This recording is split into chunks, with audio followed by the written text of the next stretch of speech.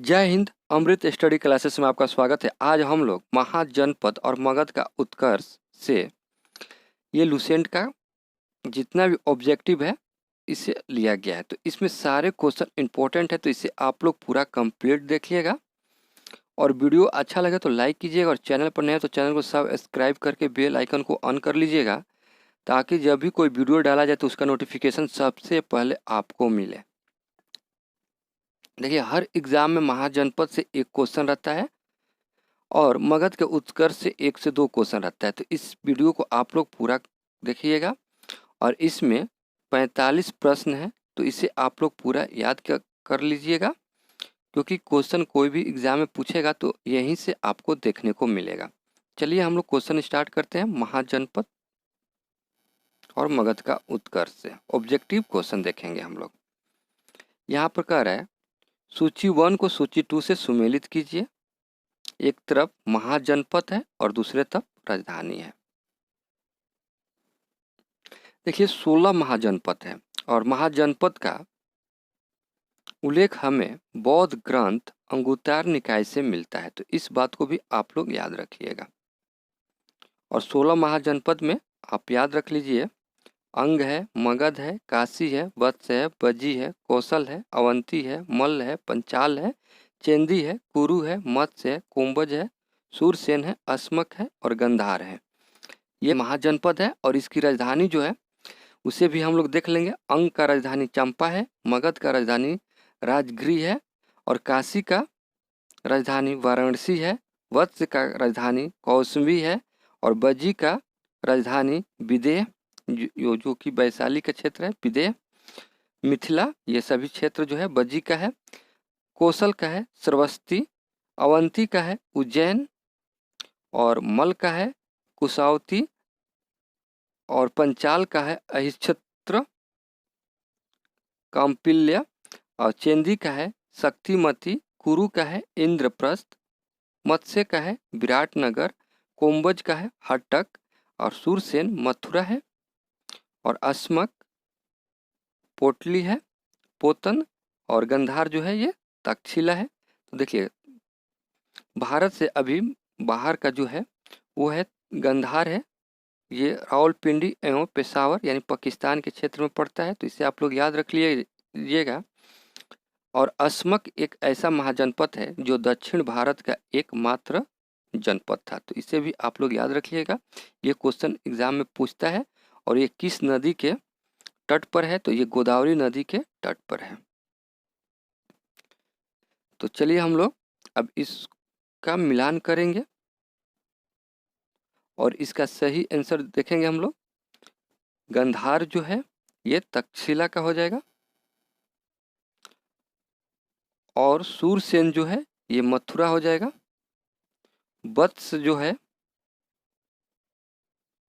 ये कौशाम्बी हो जाएगा और कौशल जो है ये श्रावस्ती हो जाएगा। तो इस तरह से इसका राइट आंसर ये हो जाएगा। इसे आप लोग एक बार और मिलान कर लीजिएगा। अगला क्वेश्चन है हर्यक वंश के किस शासक को कुणिका कहा जाता था। ये क्वेश्चन इंपॉर्टेंट है, बार बार एग्जाम में पूछता है, तो इसे हम लोग देखेंगे। इसका राइट आंसर सी हो जाएगा, अजात शत्रु को कुणिका कहा जाता था। किस शासक ने गंगा एवं सोन नदियों के संगम पर पाटलिपुत्र नामक नगर की स्थापना की थी। और इसका राइट आंसर देखेंगे हम लोग। इसका राइट आंसर जो होगा बी हो जाएगा, उदयनी। अगला क्वेश्चन देखेंगे। अगला क्वेश्चन कह रहा है 323 ईस्वी पूर्व में सिकंदर महान की मृत्यु हुई थी, कहाँ पे हुई थी। और इसका राइट आंसर हो जाएगा बी, बेबीलोन में। ये सारे क्वेश्चन इंपॉर्टेंट है, तो इसे आप लोग पूरा देख लीजिएगा और याद कर लीजिएगा। और वीडियो अच्छा लगे तो लाइक कीजिएगा और चैनल पर नए हैं तो चैनल को सब्सक्राइब करके बेल आइकन को ऑन कर लीजिएगा और शेयर जरूर कीजिएगा। अगला क्वेश्चन है शिशुनाग वंश का वह कौन सा शासक था जिसके समय में वैशाली में द्वितीय बौद्ध संगीति का आयोजन किया गया था। उसे ककवर्ण के नाम से भी जाना जाता है। तो यहाँ पर देखेंगे हम लोग इसका राइट आंसर जो होगा बी हो जाएगा, काला अशोक। देखिए बौद्ध संगीति, जो प्रथम बौद्ध संगीति हुई थी 483 ईस्वी पूर्व में, ये राजगृह में हुई थी। उस टाइम अध्यक्ष जो थे महाकश्यप थे, और किसका शासनकाल था, तो अजातशत्रु का था। और द्वितीय बौद्ध संगीति 383 ईसा पूर्व में वैशाली में हुआ था, और इसका अध्यक्ष सबाकामी, और शासनकाल जो था काला अशोक का था। तो इसे भी आप लोग याद रख लीजिएगा। और तीसरा भी बौद्ध संगीति यहीं पर देख लेते हैं हम लोग। तीसरा बौद्ध संगीति जो हुआ था 255 ईसा पूर्व में पाटलिपुत्र में, इसका अध्यक्ष जो थे मोगली पुत्र, और ये शासन जो था अशोक का था। और चतुर्थ बौद्ध संगीति भी हुई थी, ये प्रथम शताब्दी में हुई थी कुंडलबन में, और ये थे वसुमित्र अश्वघोष इसका अध्यक्ष थे, और कनिष्क के शासनकाल में हुआ था।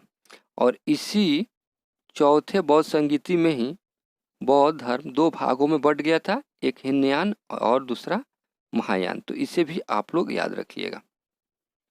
अगला क्वेश्चन देख लेते हैं हम लोग। सिकंदर महान एवं पोरस पेरू की सेनाओं ने निम्नलिखित में से किस नदी के आमने सामने वाले तटों पर पांडव डाला हुआ था? और इसका राइट आंसर देखेंगे हम लोग। इसका राइट आंसर बी हो जाएगा, झेलम नदी। क्रिस वृंद भंडार भारत में द्वितीय नगरीकरण शहरीकरण के प्रारंभ का प्रतीक माना गया है, और इसका राइट आंसर सी हो जाएगा, उत्तरी काले पॉलिशकृत बर्तन। अगला क्वेश्चन है, पाली ग्रंथों में गांव के मुखिया को क्या कहा जाता था? और इसका राइट आंसर बी हो जाएगा, भोजक या ग्राम भोजक। अगला क्वेश्चन है, उज्जैन का प्राचीन नाम था। ये भी क्वेश्चन इंपॉर्टेंट है, पूछा है क्वेश्चन, और इसका राइट आंसर ये हो जाएगा, अवंतिका। नंद वंश का संस्थापक कौन था? तो नंद वंश का संस्थापक महापद नंद था। तो इसे आप लोग याद रखिएगा। इसका राइट आंसर ए हो जाएगा। मगध के किस प्रारंभिक शासक ने राज्यारोहण के लिए अपने पिता की हत्या की एवं इसी कारणवश अपने पुत्र द्वारा मारा गया था? और इसका राइट आंसर देखेंगे हम लोग, बी हो जाएगा, अजातशत्रु। और अजातशत्रु के पुत्र का क्या नाम था, ये आप हमें कमेंट में बताइएगा। और अजातशत्रु के पिता का भी क्या नाम था, ये भी आप हमें कमेंट में बताइएगा। विश्व का पहला गणतंत्र वैशाली में किसके द्वारा स्थापित किया गया था? लिच्छवी। इसका राइट आंसर डी हो जाएगा। निम्न में से कौन एक बौद्ध ग्रंथ 16 महाजनपदों का उल्लेख करता है? अभी हम बताएं इसका आंसर, आप लोग कमेंट में बताइएगा इसका राइट आंसर। अगला क्वेश्चन है,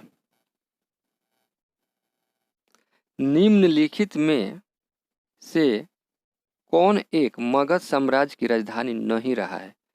देखिए नहीं रहा, ये भी क्वेश्चन इंपॉर्टेंट है और पूछ चुका है, तो ध्यान दीजिएगा। क्वेश्चन में नहीं रहा है पूछ रहा है, तो देखेंगे इसका राइट आंसर जो होगा। देखिए गिरि ब्रिज रह चुका है, राजगिरी रह चुका है, पाटलिपुत्र रह चुका है, ये तीनों रह चुका है, लेकिन कौशाम्बी जो है ये नहीं रहा है। तो इसका राइट आंसर डी हो जाएगा, ये नहीं रहा है पटना की राजधानी। हाइडेपस या विस्ता का युद्ध किन किन शासकों के बीच हुआ था?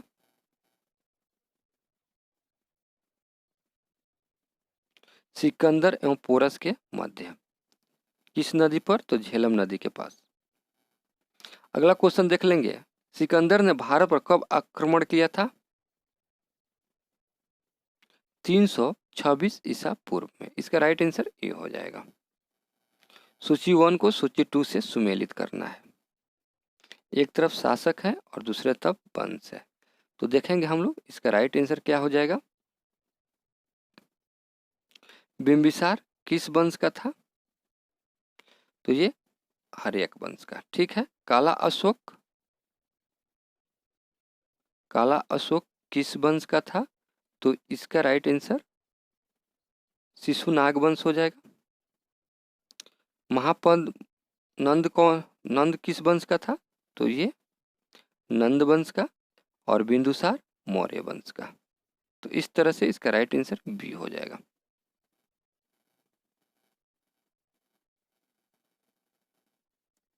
निम्नलिखित में से कौन सा एक ईसा पूर्व 6ठी सदी में प्रारंभ में भारत का सर्वाधिक शक्तिशाली नगर राज्य था? और इसका राइट आंसर डी हो जाएगा, मगध। निम्नलिखित में से कौन से भारत पर ईरानी आक्रमण के प्रभाव के रूप में माना जाता है? तो यहाँ पर दिया है, तो थोड़ा सा इसको देख लेंगे हम लोग।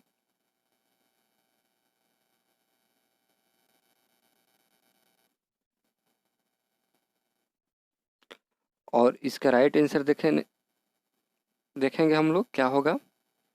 इसका राइट आंसर देखिए, खरोष्टी लिपि का प्रचार ये था। अभिलेख उत्कीर्णन करने की कला का प्रचार ये भी था। और ईरानियों की त्रस्तप प्रणाली का प्रचार ये भी था। घंटा आकार में कुंभज की कला का प्रचार ये भी था। स्त्री अंग रक्षकों की नियुक्ति ये भी था। तो ये सभी था और इसका राइट आंसर डी हो जाएगा। तो आप लोग ध्यान दीजिएगा। अगला क्वेश्चन कह रहा है, निम्नलिखित में से किसे सेनिया यानी कि नियमित और अस्थायी सेना रखने वाला कहा जाता है? और इसका राइट आंसर ये हो जाएगा, बिंबिसार। तो इसे भी आप लोग याद रखिएगा। अगला क्वेश्चन देखेंगे, निम्नलिखित में से किसे उग्रसेन यानी भयानक सेना का स्वामी कहा जाता है? उग्रसेन किसे कहा जाता है? और इसका राइट आंसर ये हो जाएगा, महापद नंद। अगला क्वेश्चन है, निम्नलिखित में से कौन सिकंदर के साथ भारत आने वाला इतिहासकार नहीं था? नहीं पूछ रहा है, तो देखेंगे। इसका राइट आंसर जो होगा डी हो जाएगा। अगला क्वेश्चन है, महाजनपद काल में श्रेणियों की संचालक को कहा जाता है? श्रेष्ठिन। इसका राइट आंसर ये हो जाएगा। गृहपति का अर्थ है। और इसका राइट आंसर इनमें से कोई नहीं। ग्रीक यूनानी लेखकों द्वारा किससे अग्नमीज जेंड्रमीज कहा गया है? इसका आंसर आप हमें कमेंट में जरूर बताइएगा।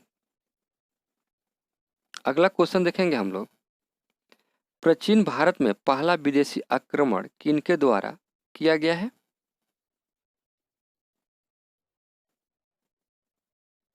और इसका राइट आंसर ईरानियों के द्वारा। अगला क्वेश्चन है, प्राचीन भारत में दूसरा विदेशी आक्रमण एवं पहले यूरोपियन आक्रमण किनके द्वारा किया गया है? यूनानियों के द्वारा। तो ये दोनों क्वेश्चन में कंफ्यूज नहीं होना है, क्वेश्चन को ध्यान से पढ़ लीजिएगा फिर इसका आंसर कीजिएगा। अगला क्वेश्चन है, मगध की प्रथम राजधानी कौन सी थी? राजगृह। इसका राइट आंसर सी हो जाएगा। किस शासक द्वारा सर्वप्रथम पाटलिपुत्र का राजधानी के रूप में चयन किया गया था? उदयनी के द्वारा। इसका राइट आंसर सी हो जाएगा। प्राचीन भारत में पहला विदेशी आक्रमण किनके द्वारा किया गया था? ईरानियों के द्वारा। इसका राइट आंसर ये हो जाएगा। सिकंदर ने भारत पर कब आक्रमण किया था? 326 ईसा पूर्व में। इसका राइट आंसर ए हो जाएगा।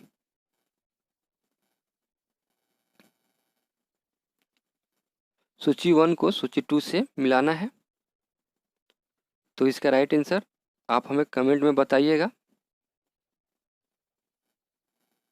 अगला क्वेश्चन है, सूची 1 को सूची 2 से भी सुमेलित करना है। तो देखेंगे हम लोग, इसका राइट आंसर जो होगा ए का 1 हो जाएगा। मगध जो था पटना एवं गया के जिले का था, वत्स जो था इलाहाबाद था, और कौशल जो था ये अवध था, अवंती जो है मालवा था। तो इसका राइट आंसर ये हो जाएगा। अगला क्वेश्चन देखेंगे हम लोग, भारत में सिक्के मुद्रा का प्रचलन कब हुआ था? 600 ईसा पूर्व में। अगला क्वेश्चन है, मगध सम्राट बिंबिसार ने अपने राजवैद्य जीवक को किस राज्य के राजा किस चिकित्सा के लिए भेजा था? तो ये क्वेश्चन इंपॉर्टेंट है, बार बार पूछता है, और इसका राइट आंसर सी हो जाएगा, अवंती। किस शासक ने अवंती को जीतकर मगध का हिस्सा बना दिया? और इसका राइट आंसर देखेंगे हम लोग, इसका राइट आंसर सी हो जाएगा, शिशुनाग। किस मगध सम्राट ने अंग का विलय अपने राज्य में कर लिया था? और इसका राइट आंसर बिंबिसार हो जाएगा, ये हो जाएगा। शिशुनाग ने किस राज्य का विलय मगध साम्राज्य में नहीं किया था? और इसका राइट आंसर डी हो जाएगा, काशी। काशी और लिच्छवी का विलय मगध साम्राज्य में किसने किया था? अजात शत्रु। अगला क्वेश्चन है, सिकंदर के आक्रमण के समय उत्तर भारत पर निम्नलिखित राजवंशों में से किस एक का शासन था? नंद वंश। इसका राइट आंसर ये हो जाएगा। निम्नलिखित में से मगध का कौन सा राजा सिकंदर महान का समकालीन था? धनानंद। इसका राइट आंसर बी हो जाएगा। अभिलेखीय साक्ष्य से प्रकट होता है कि नंद राजा के आदेश से एक नहर खोदी गई थी। ये भी क्वेश्चन इंपॉर्टेंट है, और इसका राइट आंसर सी हो जाएगा, कलिंग में। नंद वंश का अंतिम सम्राट कौन था? धनानंद। इसका राइट आंसर बी हो जाएगा। 16 महाजनपदों की सूची उपलब्ध है। इसका राइट आंसर बी हो जाएगा, अंगुत्तर निकाय में। हर एक वंश के किस शासक को कुणिका कहा जाता है? तो ये भी क्वेश्चन इंपॉर्टेंट है, और इसका आंसर आप हमें कमेंट में ज़रूर बताइएगा। और वीडियो अच्छा लगा हो तो लाइक कीजिएगा, और चैनल पर नए हैं तो चैनल को सब्सक्राइब कर लीजिएगा और बेल आइकन को ऑन कर लीजिएगा, ताकि जब भी कोई वीडियो डाले तो उसका नोटिफिकेशन सबसे पहले आपको मिले। और वीडियो अच्छा लगा हो तो शेयर ज़रूर कीजिएगा। चलिए मिलते हैं अगले वीडियो में, तब तक के लिए जय हिंद।